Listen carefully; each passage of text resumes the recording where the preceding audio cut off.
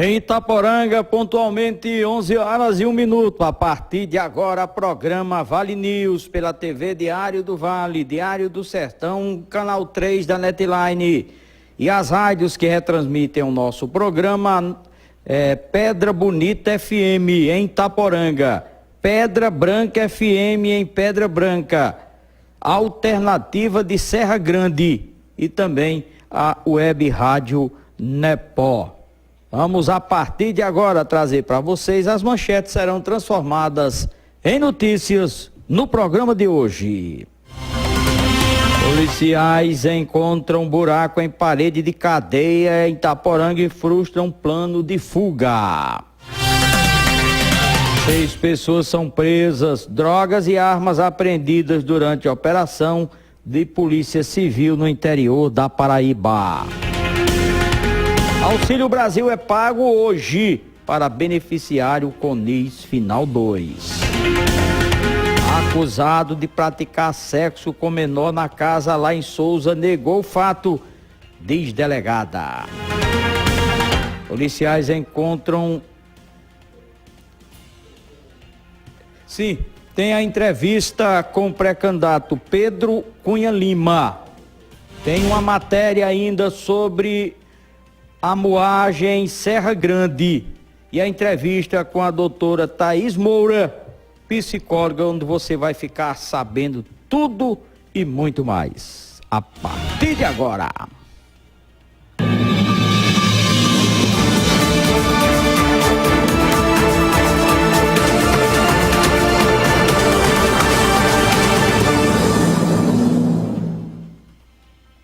Onze horas 3 minutos. Muito bom dia, minha amada, minha querida Itaporanga, de onde é gerado o programa Vale News, aqui dos estúdios da Getúlio Vargas com a João Belo, Soneide Joias, primeiro andar.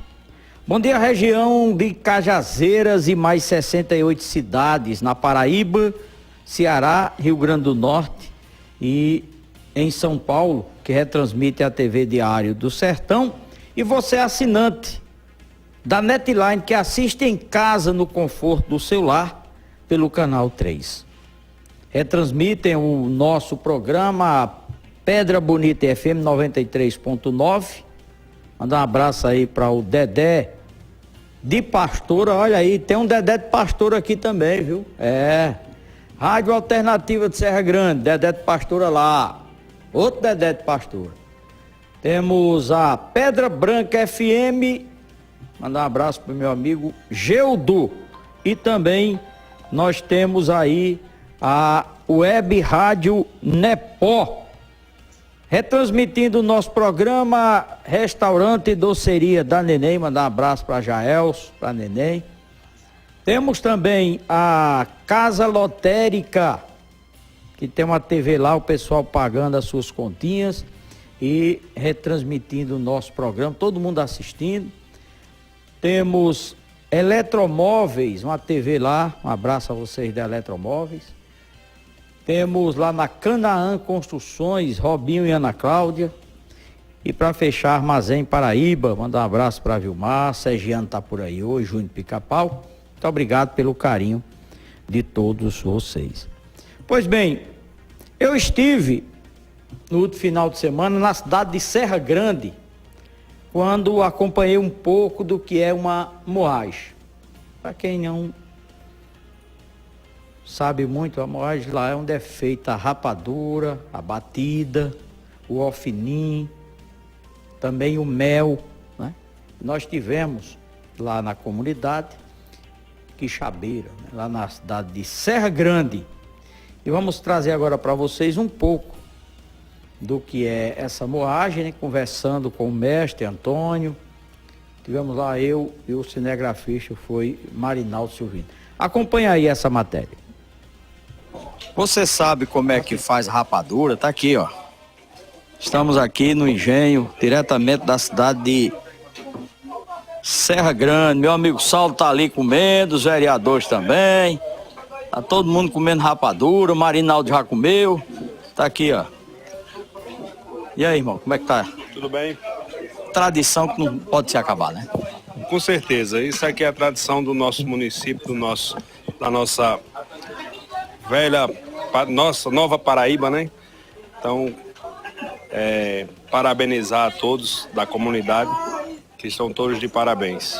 A gente hoje está fazendo a visita e aproveitando e degustando as batidas que aqui estão.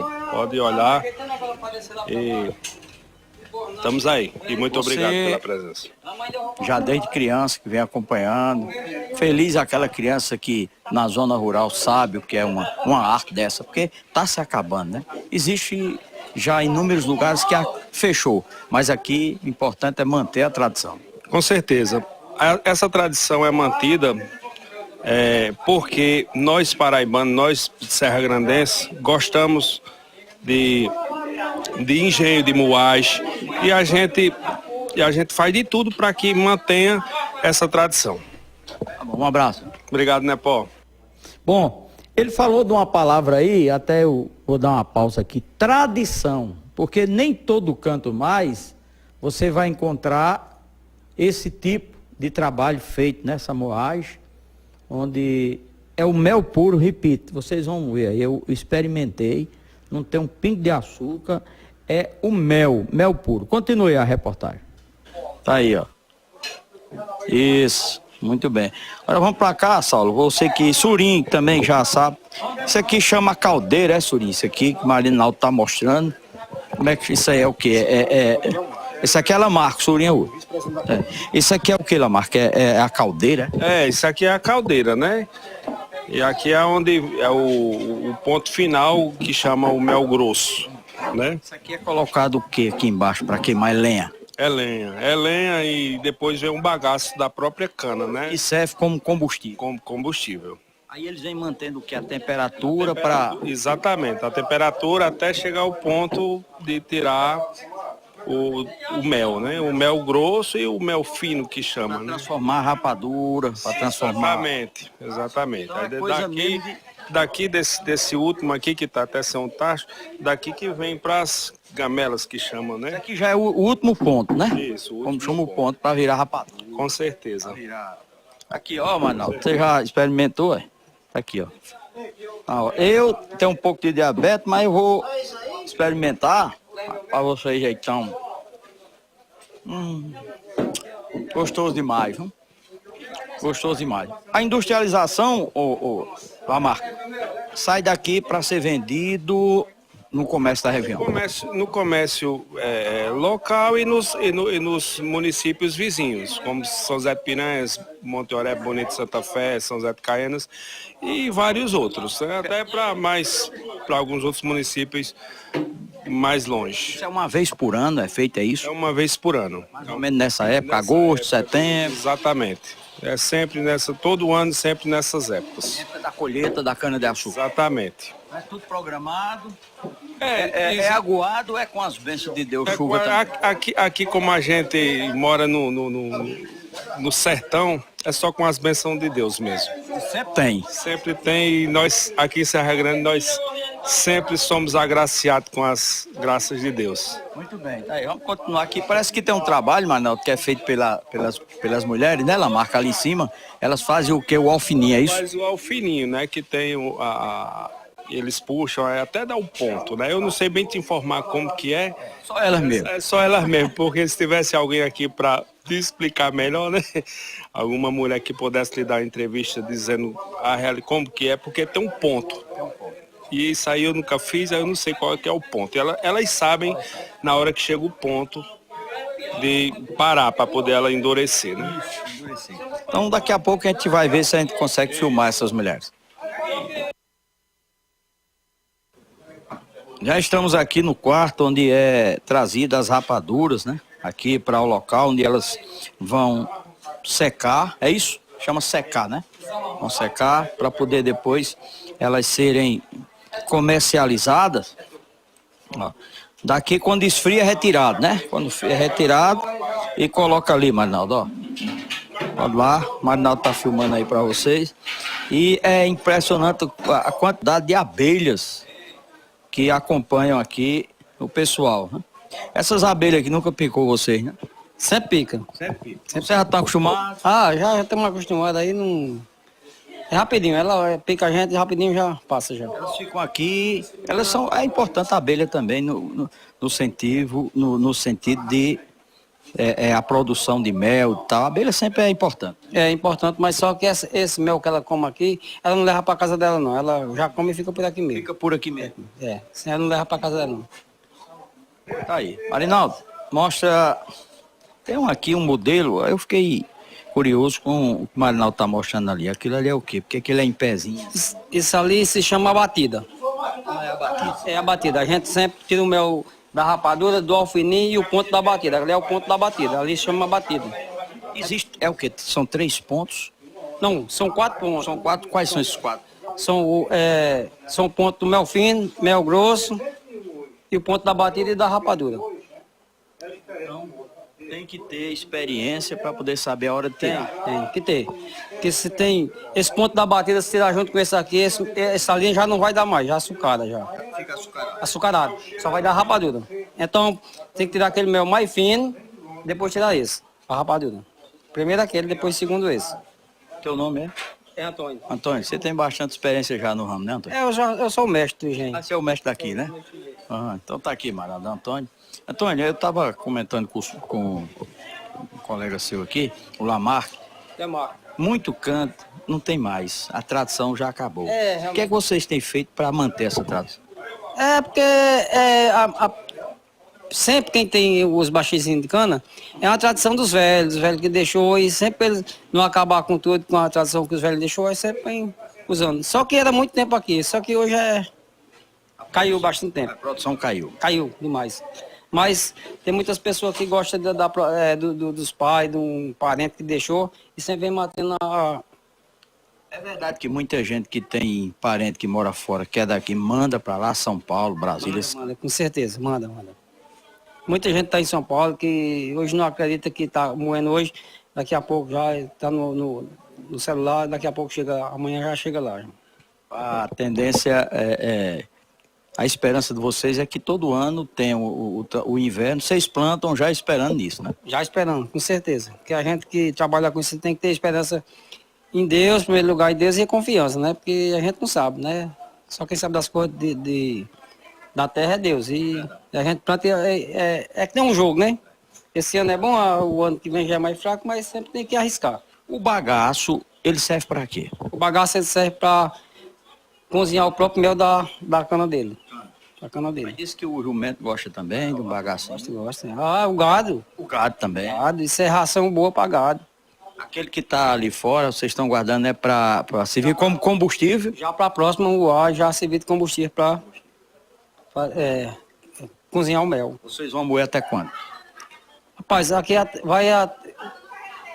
o normal vai até o final de mês de novembro. Do mês de novembro. Então tem cana de açúcar até lá? Tem cana de açúcar até lá. Então quem quiser visitar, quem quiser vir comprar, vocês vendem aqui ou tem algum local que você distribui? Não, é só aqui. Pessoal que quiser vir, pode vir comprar aqui, já leva prontinho. Rapadura. Batida, alfininho.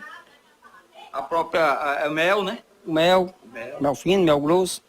Tudo vai ter aqui. Melzinho com farinha é bom demais, né? Mel bom é com cuscuz, que a gente chama. Com cuscuz também. Cuscuz que é o vitamina, né? Então tá bom, meu irmão. Muito obrigado aí pela recepção e só repetindo, digo o endereço para quem tá vendo na TV Diário, onde fica aqui esse... O sítio Quixabeira. A entrada de Serra Grande. Serra Grande. 1,5 km, bem pertinho. Mais ou menos, é 1,5 km mesmo. Aí o pessoal, o dia de via, vocês estão sempre aqui todo dia? Sempre tá avisando. Quando tiver amanhã, já tá no celular. Hoje redes sociais estão avisando tudo. Pronto. Se tiver amanhã, já tá nas redes sociais. Tá certo. Um abraço. Valeu. Bom, antigamente a moagem era feita com engenho, a boi ou a diesel. Hoje, tá aqui, Marinaldo vai mostrar, o engenho ele é moderníssimo. Ele é a energia. Aí, ó. Tudo novo. Se alguma peça dessa vir a dar defeito, ela é trocada como essas catracas. Parece aquelas catracas que tem dentro de um motor, de um carro. Caixa de marcha. Tudo encaixado bem direitinho. E ela também é. Aqui é a mesma coisa, né? E aqui no meio, aqui onde ele está mostrando, é onde passa a cana De lá para cá, aqui é que escorre, tem um aparador. E eu vou mostrar aqui um mundo de bagaço.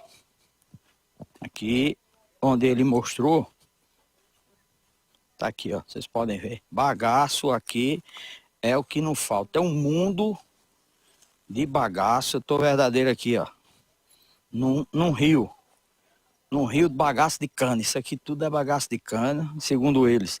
Quando acabar, eles vão guardar já para servir de combustível para o ano que vem. Tá aí o mundo da moagem de cana para quem vive no sul, no sudeste e não conhece isso aqui. Quando vier ao nordeste, venha conhecer. Tudo que a gente mostrou a vocês, está aqui o produto, ó. A rapadura é um espetáculo. Ela é feita do puro mel. Aqui não tem açúcar, não. Às vezes você acha uma rapadura menor e menos saborosa, porque é misturado com açúcar. Aqui não, aqui é o mel puro. Esse aqui é o campeão, né? Olha que coisa linda. Dá gosto na boca, vocês estão assistindo aí. Aqui é a batida, viu? A batida e já vem acompanhada com abelha. E o mel, que é o rei, para comer com cuscuz, para comer com farinha, para comer puro. Então, mais uma vez, venham para cá, venham conhecer o que é uma moagem e se deliciar. Porque eu, mesmo tendo diabetes, comi um pedacinho da rapadura, um pedacinho da batida, só não tomei mel, mas posso garantir a vocês que é bom demais.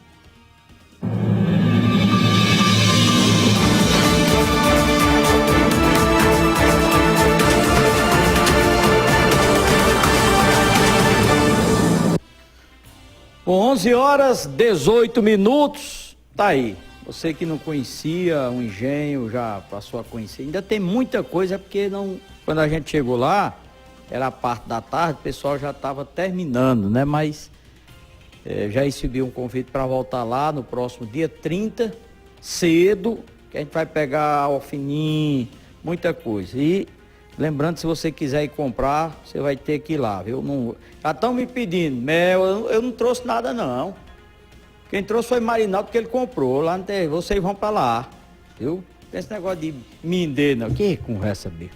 Mas eu vou comprar para você, Adinólia, aí em São Paulo. Quando você disse que vem no final de dezembro, então eu vou comprar, vou guardar. E aí você, quando você voltar, você leva, tá bom? Um abraço para você, muito obrigado pela sintonia. 11h19, Jefferson, agora vamos conversar, a partir de agora, com a doutora Thaís Moura. Ela é psicóloga aqui em Itaporanga e vamos tratar de vários assuntos, como Setembro Amarelo, saúde mental. Você que está nos acompanhando aí pela TV Diário do Sertão, Diário do Vale, pelo canal 3 da Netline, a doutora também já colocou aí nas redes sociais, você poderá acompanhar a entrevista. Doutora, muito bom dia, seja bem-vindo ao programa Vale News. Bom dia, Cláudio, bom dia a todos que nos acompanham. Desde já eu gostaria de agradecer o convite, né, esse espaço cedido, para a gente falar um pouquinho sobre o Setembro Amarelo, sobre saúde mental e tudo que envolve, né, esse contexto das questões psicológicas e emocionais. Muito embora a campanha do Setembro Amarelo, né, seja ao longo de todo esse mês, mas eu acho que é importante a gente ter espaços como esse, para a gente poder passar não só o setembro, né, mas o ano todo falando sobre as questões psicológicas e levando informação, que acho que é um dos nossos papéis, né, não só enquanto profissional, mas enquanto cidadão também, levar orientações, levar também acolhimento, escuta, apoio. Então, desde já eu gostaria de agradecer o espaço. Doutora Thaís, vamos falar um pouquinho, vamos retroceder um pouquinho na pandemia, né? A gente acompanhou inúmeras entrevistas de profissionais da sua área sobre esse tempo do pessoal ficar em casa, ficar fechado. Gostaria que a senhora analisasse um pouco dessa experiência, como foi que a senhora vivenciou esses praticamente aí 2 anos da pandemia. É verdade, Cláudio. Eu acho que quando a gente fala um pouquinho, né, dessa realidade que a gente viveu e que ainda vive de uma certa forma, é uma realidade dura, difícil, né, que teve refletiu diretamente nas nossas questões psicológicas, né? Quando a gente fala do contexto da pandemia, principalmente hoje, depois de 2 anos e meio, quase 3 anos aí, desde o início, né? A gente pode perceber que a nossa sociedade hoje, ela traz um reflexo muito grande do que a gente viveu, né? Desde as nossas criancinhas, adolescentes, adultos, inclusive também os nossos idosos. Então, a gente pode perceber que todas as faixas etárias, elas foram, de uma certa forma, né, respingaram, né, nesse quesito. Então, quando a gente fala um pouquinho sobre a pandemia, a gente não pode só falar dos efeitos físicos, né, que trouxeram, mas também a gente precisa falar sobre as questões psicológicas, né, e a gente pode ver, Cláudio, que aumentou consideravelmente a depressão, a ansiedade, o toque, algumas fobias também, né? A gente também pode perceber. Eu digo que um lado bom da pandemia no contexto psicológico é porque as pessoas sentiram a necessidade de buscarem ajudas, né? Tiveram que tirar um pouquinho aquela carcaça de dizer assim, não, eu não vou... Eu não vou até o psicólogo, ou então, só quem vai ao psicólogo é quem é louco. Tiveram, né, que de alguma forma buscar esse suporte e viram quanto é importante, né, ter esse acompanhamento psicológico. Então, eu falo que o lado bom para a saúde mental nesse sentido foi porque a demanda aumentou-se mais, né, e consequentemente as pessoas precisaram buscar mais, e ao buscar se depararam com a realidade um pouco diferente daquilo que é dita, né, que lá no espaço terapêutico a pessoa ela vai ter a oportunidade de cuidar das questões que ela traz ali do momento, mas também de cuidar das questões que já vêm com ela, de cuidar também das questões que envolvem as preocupações no futuro, aquela antecipação que a gente traz, né? Então, assim, se por um lado nós fomos afetados de uma forma gigantesca no nosso psicológico, por um outro lado também as pessoas puderam ver o que é que tem por detrás ali de uma sala terapêutica com psicólogo, né? Qual o poder gigantesco que tem da gente ter a oportunidade de ser acompanhado por um profissional da psicologia. E para além disso também eu acho que tem se falado muito sobre abranger cada vez mais esse cuidado em outras esferas também, né? Como, por exemplo, pelo SUS, né? Até propriamente dentro também da educação, a gente percebe que os nossos adolescentes também, no contexto escolar, também foram muito prejudicados, que também respingaram nas suas emoções, né? E hoje a gente tenta dar esse suporte, um suporte imediato, que não tem sido fácil, inclusive, né?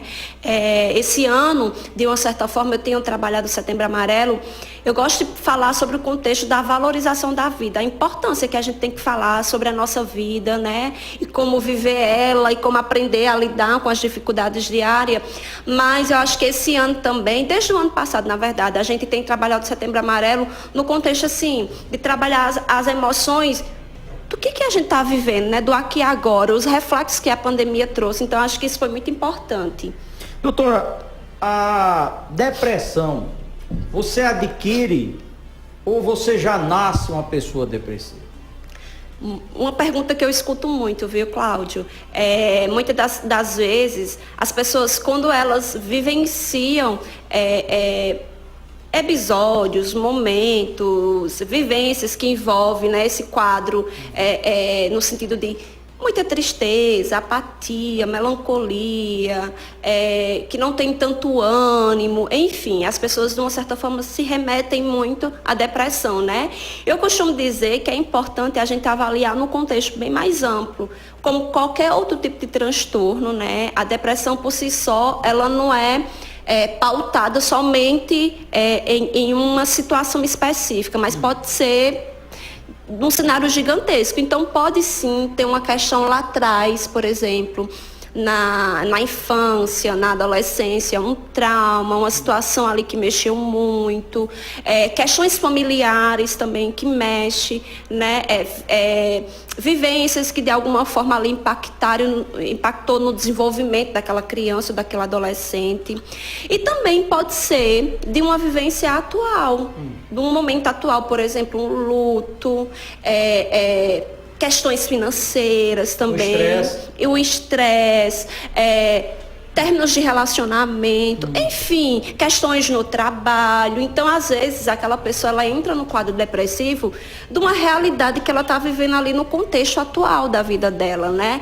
Então, para poder responder essa sua pergunta, né, eu costumo dizer que, na verdade, não é só um contexto, e sim um apanhado de situações que podem desencadear a depressão. Existe, doutora, a depressão em criança? Sim, né? Infelizmente é uma realidade que a gente vem cada vez mais tendo que lidar com elas, né? Como eu falei anteriormente, a criança, ela também passa por algumas situações traumáticas, né? Ela também não está livre de viver situações que venham respingar no psicológico dela. Então, a criança também ela não está livre de ser acometida pela depressão. Claro que é um contexto bem mais diferente, até para a gente também diagnosticar também é um pouco... que requer mais uma certa atenção, né, da gente enquanto profissional, mas também, Cláudio, não só a depressão, como também a ansiedade, é um transtorno também que está crescendo muito nas crianças, né, a gente vê cada vez mais criancinhas de 3, 4 anos, as mães buscando essas orientações, né, porque às vezes o trabalho também nem é só com a criança, mas é sim com a família também, porque tem um impacto muito grande na vida da família. Então, de fato, sim, a criança pode sim ter depressão, ansiedade e outros transtornos também. No caso aí, os pais têm que ficar atentos a que sintoma, doutora? Porque existe a criança com espectro autista. Sim. E muita gente confunde com esse outro caso aí de ansiedade, depressão. Como é que os pais, eles devem ficar atentos? Quais esses sintomas? A criança, ela... como qualquer outra fase na vida, né, do ser humano, ela tem um desenvolvimento dela, cognitivo, motor, de percepção. E aí é muito importante, né, os pais, eles procurarem perceber mais como é que está esse desenvolvimento dessas crianças, né? E até que ponto esse próprio desenvolvimento ele pode estar refletindo nas emoções dessa criança, por exemplo, no contexto social da escola, perceber como é que está esse vínculo, né? Essa interação que essa criança tem ali com os outros coleguinhas, o que é que o comportamento, justamente, quais são o que é que tem que chamar da atenção no sentido assim, essa criança que antes ela era comunicativa, que ela era sociável e de repente ela começou a não se comunicar tanto, a se afastar. Então, às vezes a criança, ela tem esse reflexo assim que dá pra gente perceber de uma certa forma, né?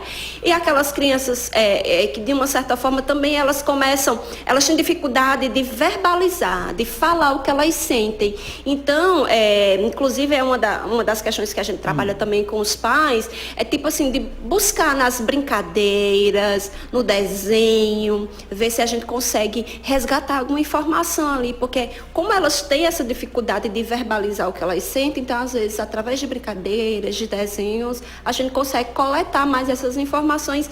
E a partir daí, eu sempre digo que quando a gente começar a perceber alguma questão, algum comportamento, alguma fala diferente, seja não só nas crianças, mas nos nossos adolescentes também, aí é o momento da gente buscar uma ajuda, uma orientação, para poder entender melhor e nós, mães, né, e pais, de uma certa forma, ajudar, né, essa criança ou esse adolescente que está, porventura, passando por alguma situação nesse sentido. Bom, já são 11 horas mais 30 minutos, estamos conversando com a doutora Thaís Moura, ela é psicóloga. Doutora, voltando agora especificamente ao Setembro Amarelo, gostaria que a senhora falasse um pouco desse mês que foi dedicado para isso e a importância de cada um nesse sentido. Muito bem, Cláudio. Falar um pouquinho sobre o Setembro Amarelo, né, falar um pouco sobre as questões que envolvem saúde mental. Não tem como a gente fugir disso, né? Muito embora a campanha do Setembro Amarelo é focada na prevenção do suicídio, né, e na valorização da vida.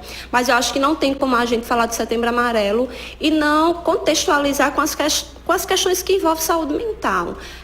E nós, como sociedades, né, eu levanto essa pauta não só como profissional, não só como psicólogo, mas eu acho que nós, como cidadãos, a gente precisa, de uma certa forma, não só conhecer o Setembro Amarelo como a campanha em si, né, mas conhecer qual é o nosso papel que a gente tem enquanto amigo, enquanto profissional, enquanto mãe, pai, né, entender um pouquinho também onde a gente pode buscar os serviços, né, seja não só de um acompanhamento psicológico, mas de um acompanhamento psiquiátrico também, entender onde nos nossos municípios tem os órgãos competentes, né?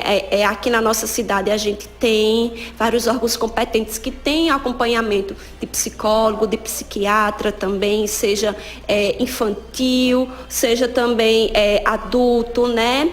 Entender também o quanto a nossa fala e a nossa postura, ela pode respingar de uma forma negativamente no outro, que às vezes está passando por uma situação delicada, né? Quando a gente fala sobre a questão da empatia, eu costumo dizer que não é só no sentido de se colocar no lugar do outro, mas vai para além disso, né? De fato, apoiar e ajudar o outro nesse sentido. Então, quando a gente fala dos nossos adolescentes, por exemplo, nós pais, a gente tem sim uma função muito importante na vida deles, né?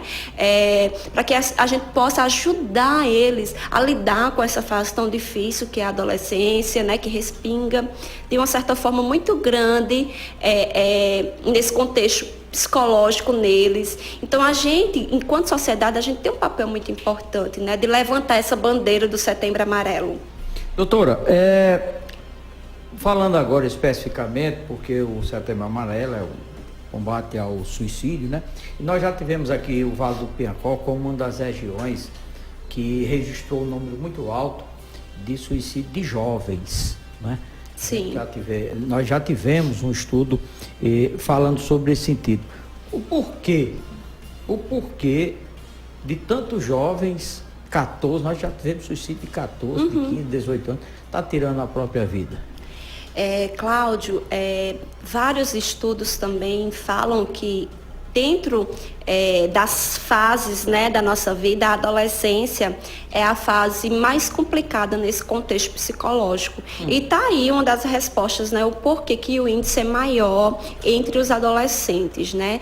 Inclusive, dentro, se a gente for separar entre gênero, né, masculino e feminino, as meninas acabam que é o público maior dentro dessa faixa etária, de fato, ou até ideação suicida, quando a gente tem os pensamentos, até o ato mesmo de tirar a própria vida, né?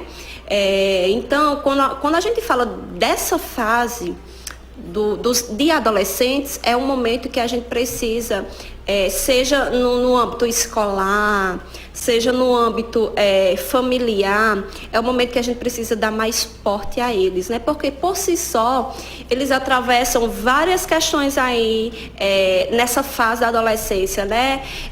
Entrada no ensino médio, saída do ensino médio, entrada na faculdade.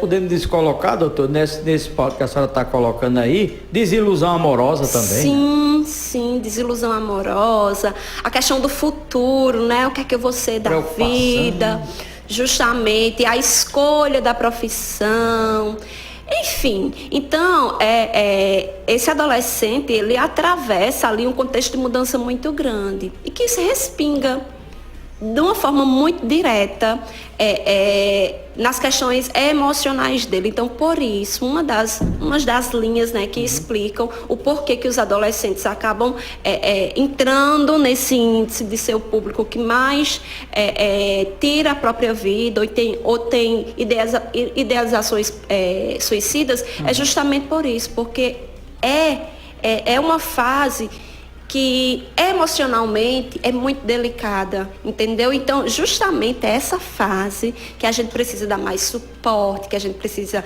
dar mais escuta, que quando a gente percebe algum comportamento, alguma fala diferente, a gente deve procurar uma ajuda de um psicólogo ou até mesmo de um psiquiatra. Então, essa é a fase que é a fase que precisa de mais atenção nesse sentido. Entendeu, Cláudio? Entendi. Ô, doutora, a Bíblia diz que mente vazia é a oficina do diabo. A senhora concorda que falta políticas públicas justamente para ocupar a mente desses jovens pré-adolescentes ou adolescentes, digamos, com um incentivo, com a oficina, não especificamente falar só sobre o suicídio, mas ocupar a mente desses jovens. A senhora acha que está faltando? Sim, eu concordo, né, com esse ditado, porque na verdade não só os adolescentes, mas qualquer um da gente, a gente precisa sim estar ocupado, né? Isso é muito importante para o nosso psicológico, porque também no sentido de se ocupar no que te faz bem, isso é muito positivo, né? Porque vai dar aquela sensação de bem-estar, vai dar aquela sensação boa e consequentemente você vai se sentir alegre, né, entusiasmado. Então, estar ocupado em qualquer contexto da nossa vida é muito importante, né? Em relação às políticas públicas, eu acho que é importante a gente falar sobre isso, né? Muito bem lembrado seu ponto aqui, porque a gente vem numa caminhada, né, de espaços que se abrem ali dentro dessas políticas públicas que justamente trabalham esse contexto, né? Não só de acompanhar os adolescentes, as crianças, os idosos, mulheres, gestantes. Então a gente percebe que sim, já se foram criadas várias políticas públicas nesse contexto, mas é sempre bom ressaltar, né, que quanto mais a gente olhar para essas políticas públicas, que quanto mais a gente abrir espaços para todos esses públicos, com certeza a gente vai ter sim, isso vai respingar com certeza na questão emocional dessa pessoa. Doutor, existe uma diferença grande entre psicólogo e psiquiatra? Existe, né? São profissionais totalmente diferentes, né? E até importante também você pontuar isso, né? Porque às vezes as pessoas acabam não sabendo onde buscar. Eu procuro quem primeiro? Psicólogo, psiquiatra, por onde eu começo, né?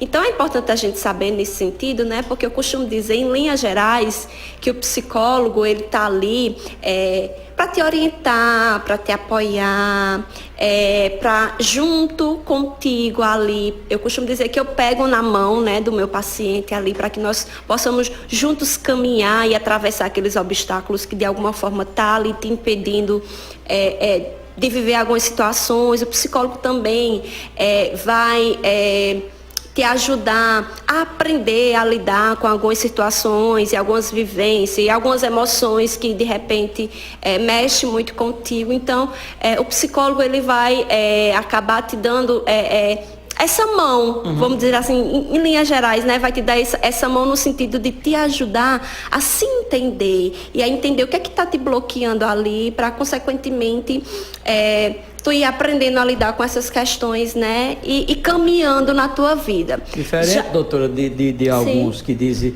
o psicólogo, ele pega no meu pé, muito pelo contrário, ele pega na sua mão. Não é isso. É uma frase que eu sempre falo, né? Os meus pacientes estão cansados de escutar, porque eu digo aqui, olhe, eu vou pegar a partir de hoje na tua mão, e nós duas, ou nós dois, se hoje tu percebe só um espaço ali, só um caminho, a partir de agora eu vou te dar novas rotas, né? E nós duas, a gente vai construir isso.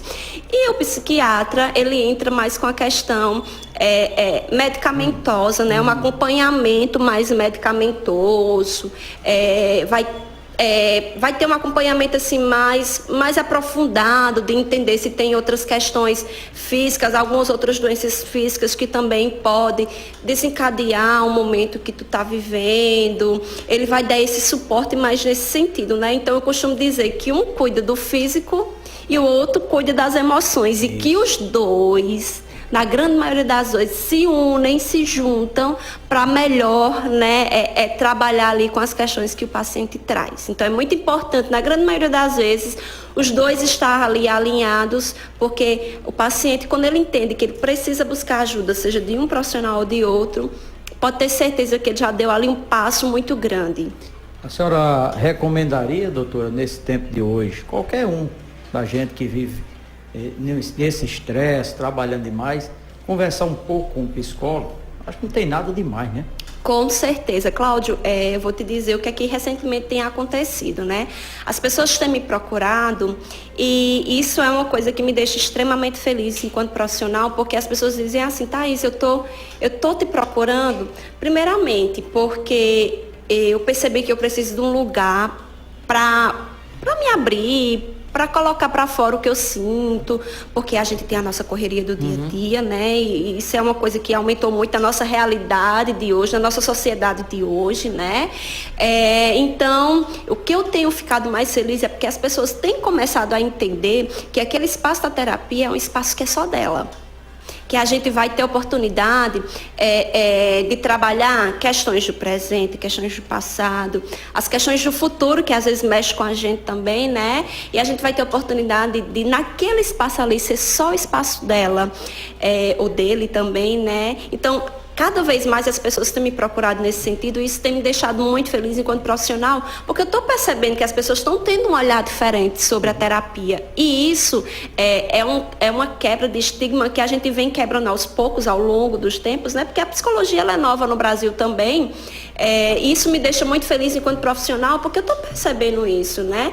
Muito embora ainda também precisa-se muito trabalhar sobre isso, né? Por isso que eu estou aqui nesse espaço, que é justamente para a gente cada vez mais falar mais ainda sobre esse contexto psicológico. No caso seria, me escute que eu te escuto. Justamente. Não é verdade? Justamente, né? E o poder de escuta, Cláudia, é um poder assim que, eu vou te dizer, tem um ganho muito grande na vida daquela pessoa que procura, porque assim, no espaço terapêutico, aquela pessoa, além de ela ser escutada, né, que às vezes é o maior anseio e necessidade ali, ela também vai ser apoiada, ela vai ter um lugar onde ela pode perceber que ali sim eu posso colocar minhas questões, porque não vai ter uma pessoa para me julgar, por exemplo, não vai ter uma pessoa para me apontar os meus erros, vai ter uma pessoa que vai me acolher. Então, assim, o espaço terapêutico, minha gente, é um espaço de transformador. Eu nem posso falar muito, né? Porque é algo que eu sou apaixonada, mas eu posso te dizer, assim, que a gente é como se fosse aquele processo de fato, assim, da borboleta, né? Do casulo. Então é transformador, Cláudio. 11h43, doutora Thaís, a gente agradece a sua participação, o tempo passa depressa, eu tenho projetos futuramente para outros horários na emissora e quem sabe a gente colocar aí uma doutora como a senhora toda semana, tirando dúvidas das pessoas, coisa né? boa. Então aproveita o espaço aí e venda seu peixe, dê seu telefone de contato. Ô, Cláudio, primeiramente eu gostaria de agradecer novamente o espaço, né? Acho que é muito importante a gente ter assim, e principalmente esse programa que está em rádios, no YouTube, né? Então a gente tem assim uma gama de falar com muitas pessoas. Então eu gostaria de convidar vocês a me seguirem no meu Instagram, Thaís Moura Psicóloga, Thaís com THISY, né? Minha mãe fez esse enfeite aí no meu nome. Me sigam lá, que lá eu vou falar um pouquinho sobre questões familiares também, que é o público que assim que eu gosto muito de focar, né? Eu gosto também lá no meu Instagram também eu falo muito sobre maternidade, filhos, enfim, né? Todo esse contexto materno é algo que eu trago muito também, né? Eu gostaria também de dizer que aqui em Itaporanga eu atendo na clínica Viver Saúde e Bem-Estar, ali de frente ao Itaporanga Esporte Clube. E se alguém também quiser entrar em contato comigo pelo WhatsApp, meu número é o 996-67-33-47. Acho que eu falei certo. Se eu não falei, se eu me esqueci aí, entra no meu Instagram que tem o link lá do meu WhatsApp e vocês vão poder entrar em contato comigo, tá? Ok, 11h45, vamos ao intervalo. Na sequência, a gente volta aí com a entrevista com o candidato ao governo do estado, Pedro Cunha Lima. No instante, a gente volta. Onde tem festa, tem Lojão Rio do Peixe. Presente em toda a Paraíba.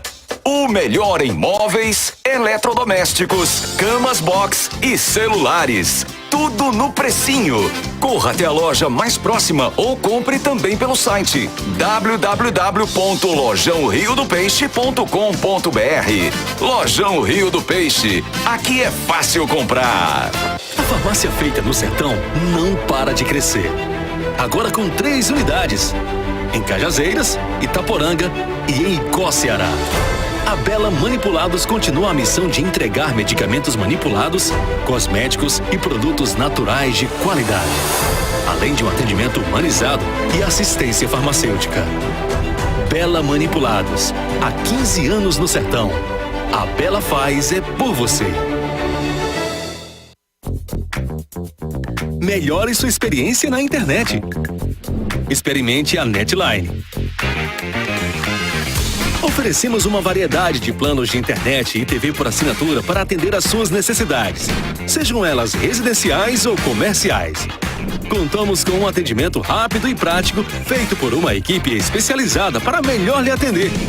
Chega de esperar. Entre em contato conosco através de nossos canais digitais ou faça-nos uma visita e encontraremos o plano perfeito para você. Venha ser cliente Netline e viva essa experiência. Netline, muito mais que internet. Olá pessoal, hoje eu vim conhecer aqui a loja Canaã Construções, que fica na cidade de Itaporanga. Vem conhecer comigo.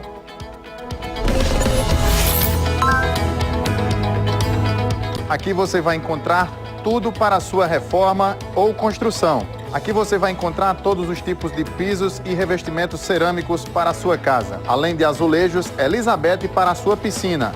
E por falar em piscina, aqui também você vai encontrar todos os equipamentos e acessórios para a sua piscina. Na Canaã Construções, você também encontra lustres, pendentes e painéis de LED. Aqui na Canaã Construções você vai encontrar toda a linha Coral para a sua casa. Aqui você vai ter a entrega mais rápida da cidade e todo o Vale do Piancó.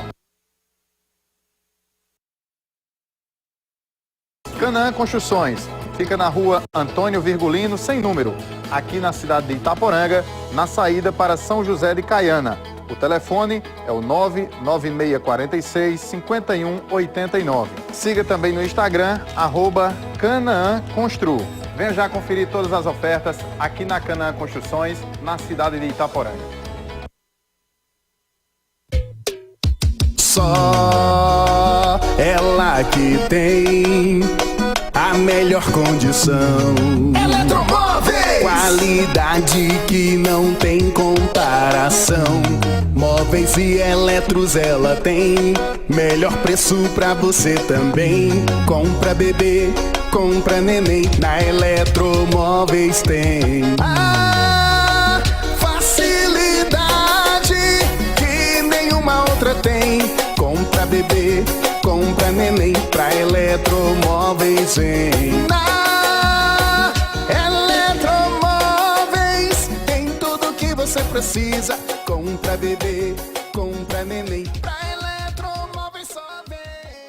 Quando o assunto é saúde e preço baixo, escolha a Mais Farma. Na Mais Farma, você encontra uma ampla linha de ortopédicos e produtos hospitalares.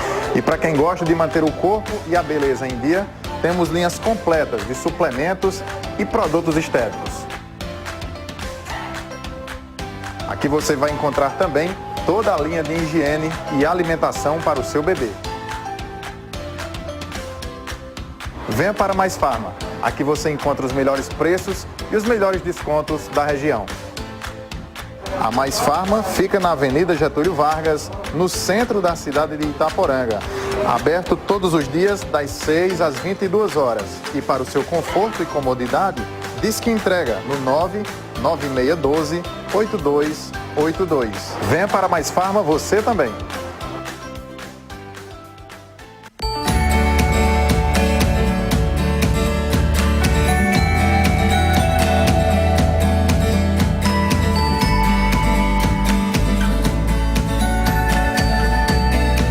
Olha, destacando outro ponto importante aqui na cidade de Itaporanga é o posto Alvino. Posto recém-inaugurado, chama a atenção pela grandeza, pela grandiosidade, porque não é só um posto de combustível, é hotel, É loja de conveniência, loja de pneus, academia, uma casa de eventos, lanchonete, restaurante. E breve também outras novidades que ainda serão anunciadas aqui. Esse posto Alvino é do empresário bastante conhecido aqui em Itaporanga, Leonan Alvino, e com certeza vai conquistar ainda mais a clientela no Alto Sertão da Paraíba, em especial no Vale do Piancó.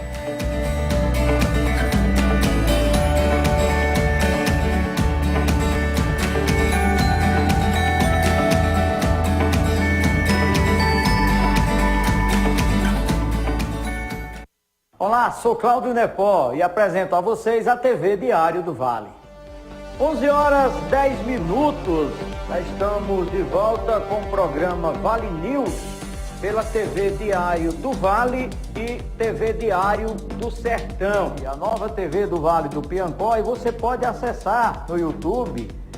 Você vai se inscrever no canal TV Diário do Vale e vai acompanhar o programa Vale News de 11 ao meio-dia, de segunda a sexta, na apresentação de Cláudio Nepó.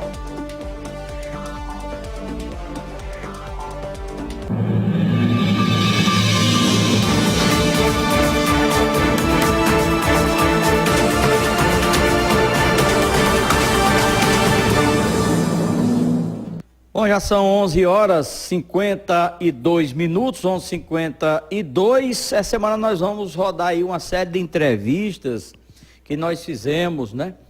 Por vários partidos, alguns candidatos que fazem peregrinação aqui por Itaporanga. A gente oferece o espaço para todo mundo. Quem não quer falar não tem problema nenhum. Mas quem quer, a gente está aqui sempre oferecendo o espaço. E hoje nós vamos rodar a entrevista com o candidato Pedro Cunha Lima, que esteve no sábado aqui em Itaporanga, foi recepcionado por lideranças como o ex-prefeito Aldibergue Alves, o candidato Nilson Lacerda, o vereador Márcio Rodão. Vamos rodar a entrevista que fizemos no aeroporto aqui em Itaporanga. Com o candidato ao governo do estado, Pedro Cunha Lima. Pedro, peregrinação na Paraíba, mais uma vez em Itaporanga. Mais uma vez nessa terra boa, sendo acolhido por nossos amigos, e um agradecimento muito sincero a Berguinho, a Márcio Rodão, a todos que estão junto conosco nessa caminhada. Faltando 2 semanas para a eleição, a gente tem espalhado uma mensagem desde o início do ano, quando dissemos que a Paraíba teria uma alternativa, para dizer que é possível oferecer ao nosso estado um governo mais eficiente, que tenha coragem para enfrentar um modelo que está fora de lugar, corrigir distorções, fazer uma educação de maior qualidade, sem abandonar as escolas, sem desvalorizar o professor, reagir à criminalidade, aumentando o nosso efetivo, tendo uma carreira para o policial que o respeite. Quem veste uma farda para nos proteger merece respeito. Investindo na saúde pública, um governador que prometeu investir no hospital aqui em Itaporanga e fez o contrário, concentrou os serviços no hospital em Piancó, quando a gente sabe que descentralizar a saúde pública é uma obrigação de todo e qualquer governo. Então eu sei que se eleito governador eu for, não vou conseguir resolver tudo do dia para a noite. Em 4 anos você não consegue resolver tudo, mas dá para fazer um governo mais eficiente, um governo mais dinâmico, inovador. Eu ofereço a minha juventude, a Paraíba, pedindo a confiança de cada um no 45, pedindo esta oportunidade para, ao lado do nosso senador Efraim, a gente oferecer ao nosso estado algo melhor. Pedro, você tem visitado lares, né? A campanha Corpo a Corpo. Quais as principais reivindicações do povo da Paraíba? Mudança, uma postura séria, comprometimento, muita gente desacreditada, né? Muita gente já perdeu a esperança porque já não acredita mais em nada. Então esse é o desafio, é perceber o tamanho da responsabilidade, passar uma mensagem, mostrar a nossa postura até aqui. E eu tenho pedido uma oportunidade para que cada um me conheça pelo meu trabalho, pelo que pude apresentar até aqui. Presidi a Comissão de Educação e foi nesse momento que a gente aprovou o novo Fundeb. No ano de 2018, segundo o ranking dos políticos, fui eleito o melhor deputado do Brasil.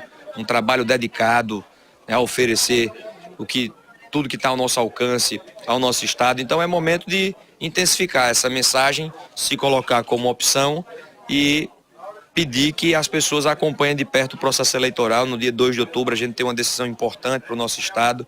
É fundamental que cada um reflita sobre essa escolha. Você aqui em Itaporanga recebendo apoio do ex-prefeito Aldibergue Alves, né? Pedi até a Berguinho que se posiciona aqui ao lado de Pedro, para Pedro falar desse apoio. Até então, da última vez, Pedro, que a gente conversou, você ainda não tinha obtido apoio e Berguinho anunciou apoio, a importância desse apoio. Deus está abençoando abundantemente, a gente vem numa crescente. No começo do ano, quando eu disse que ia ser candidato, teve muita gente que desdenhou, que desacreditou da viabilidade da nossa candidatura. E eu lembro de uma frase que minha mãe me disse, almoçando com ela no começo do ano, em janeiro, ela me disse: meu filho, siga em frente, que quando a gente quer fazer o bem, Deus vai lá e abençoa. E Deus tem abençoado bastante, e a gente vem numa crescente, ganhando musculatura. Berguinho é uma grande referência para mim, pela sua trajetória, pela maneira que ele pratica a política, traz uma força fundamental, traz uma experiência para um governo que está por vir, e a gente vai compartilhar essa responsabilidade de administrar a Paraíba de maneira dedicada. Então, toda a expressão do meu agradecimento, a Berguinho, a todos que estão ao nosso lado nessa caminhada, estendendo a mão, sendo solidário, trazendo força no momento que a gente precisa, de um conjunto de pessoas para fortalecer essa nossa jornada. É com a força desse coletivo que a gente vai para o segundo turno. Estando no segundo turno, vamos vencer uma eleição com uma vontade que está muito fácil de perceber da Paraíba, de querer mudança. Nas primeiras entrevistas, eu conversei com você, você era mais quieto, mais tranquilo, mais cauteloso. Hoje eu estou sentindo você firme, você está acreditando mesmo, né? Estamos pegando clima, né? Acaba vai pegando clima, né? Eu sou tranquilo mesmo, faz parte do meu temperamento, muita gente comenta isso. É que eu sou sereno, é meu modo de ser. Acho que é um pouco da minha mãe, né? Eu tenho pai, mas eu também tenho mãe, né? Só fala do seu pai, né? Mas eu tenho mãe também, né? E sou tranquilo, mas isso não tira de mim um senso de obrigação para ter posições firmes. Desde 2015 que eu venho apresentando qual é a minha postura na Câmara dos Deputados. Sempre questionei o orçamento da Câmara dos Deputados, mais de 7 bilhões de reais. Nunca aceitei ficar com auxílio moradia. Desde 2015 que marco uma posição de não aceitar ficar com um direito que para mim não deveria mais existir. Auxílio moradia deve existir para quem não tem onde morar. Fiz o repasse do auxílio mudança, renunciei à aposentadoria especial de deputado, fiz um corte no gabinete de mais de 5 milhões de reais. Quando vi um juiz do Mato Grosso que recebeu 500 mil reais num mês, fui à tribuna dizer que não é correto num país que gente passando fome, criança sem vaga de creche, hospital sem lençol, a gente ter esse universo paralelo, esse Brasil oficial, como diria Ariano Suassuna, né, que existe o Brasil oficial e o Brasil real. O Brasil oficial é o Brasil das autoridades, que tem auxílio creche para quem recebe mais de 20 mil reais e não tem vaga de creche para criança mais pobre. Então, ao meu estilo, de maneira serena, que é como eu sou, cada um tem uma natureza, a gente vem cumprindo uma obrigação. Mas no meio de uma caminhada dessa, no meio do povo, a gente vai se espalhando e pegando o clima para vencer uma disputa e cumprir esse papel pela Paraíba. Na hora da saúde, o centro de imagem é muito pedido aqui. Tem gente saindo daqui para fazer imagem em Campinas, em João Pessoa, um simples exame que poderia existir. Existe no seu projeto de governo a instalação para aqui, para Itaporã? Existe. A gente precisa descentralizar a saúde. Não vou conseguir descentralizar na medida do que nós precisamos em 4 anos. 4 anos não dá tempo de fazer absolutamente tudo. E eu sou muito franco nessa conversa porque as pessoas estão cansadas de chegar à eleição, quando chega na época de campanha, aí aparece um bocado de candidato para dizer que vai resolver tudo, que vai ficar assim, e no final das contas você não consegue em 4 anos fazer tudo. Mas dá para iniciar esse processo. E esse é um ponto que faz sentido priorizar para o início desse processo de descentralização. A gente já vê isso acontecendo em algumas cidades. Em Cajazeiras, por exemplo, a gente tem uma referência de um centro de imagens. Então, com parcerias, a gente vai avançar nesse processo com foco. O atual governo não investiu sequer o mínimo obrigatório pela Constituição, por isso teve as contas reprovadas pelo Tribunal de Contas do Estado, que não investiu sequer o mínimo obrigatório pela Constituição em saúde. A gente vai ter um olhar sensível na saúde, descentralizando ao máximo esses serviços. Sabemos agora da sua peregrinação, vai andar por todo o Vale do Piancó, mas como você falou em sangue, Você é poeta, não pode encerrar a entrevista. Uma poesiazinha, alguma coisa aí. Eu digo que eu repito mais as poesias do poeta Ronaldo do que escrevo. Mas de vez em quando eu arrisco alguma coisa, Berguinho.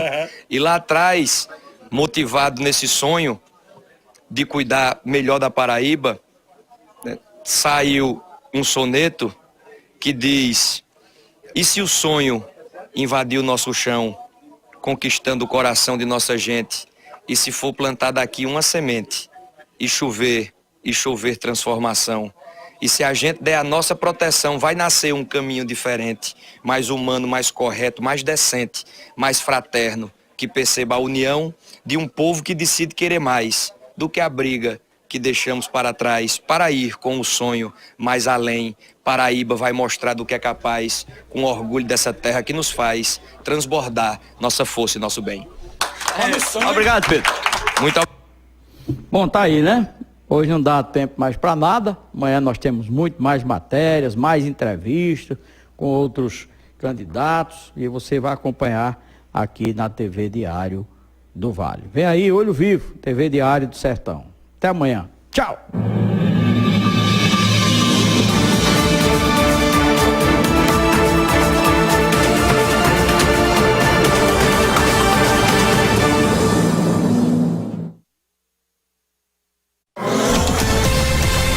O Sertão